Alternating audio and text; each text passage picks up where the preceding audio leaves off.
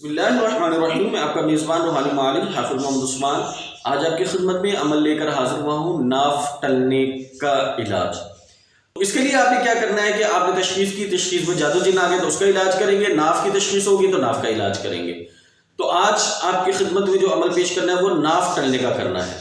जो साथी चाहते हैं उनको हमारे आमाल वक्त पे मोबाइल पे मौसूल होते रहें, वो हमारे तमाम ग्रुप्स को ज्वाइन कर लें, हमारे टेलीग्राम ग्रुप को ज्वाइन कर लें, व्हाट्सएप ग्रुप को ज्वाइन कर लें, फेसबुक ग्रुप को ज्वाइन कर लें, यूट्यूब चैनल को सब्सक्राइब कर लें, फेसबुक पेज को लाइक कर लें और हमारी इदारा रूहानियात मोबाइल एप्लीकेशन को अपने मोबाइल में इंस्टॉल कर लें।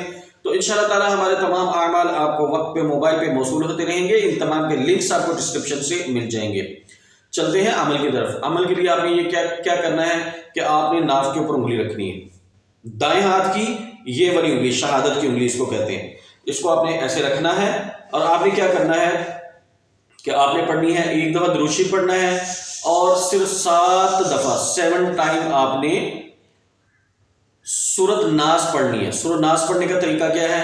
कुल अऊज़ु बिरब्बिन नास, नास नास नास, मतलब टोटल 4 दफा नास लफ्ज बोलेंगे। एक दफा आयत के साथ है, 3 दफा अलहदा पढ़ना है। तो नाफ पे फूंक मार, फिर मलिकिन नास, नास नास नास, फिर फूंक मार देनी है, उंगली रखी रहेगी, उंगली नहीं उठानी।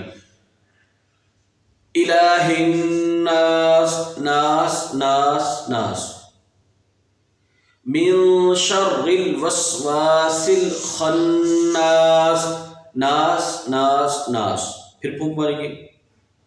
अल्लज़ी युवस्विसु फी सुदूरिन नास, नास नास नास, फिर फूंक मारेंगे।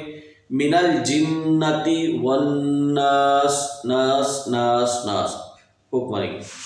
अच्छा, ये करना कितनी दफ़ा? ये 3 दफ़ा करना है। ये सूरत जो है ये 3 दफ़ा पढ़ के इसी तरह दम करना है। अपना भी कर सकते हैं, किसी दूसरे को भी दम कर सकते हैं, लेकिन दम जो है अपने घर वालों को कीजिएगा, बाहर किसी को ना कीजिएगा। असलात आ जाते हैं, बाज़ रजत आ जाती है।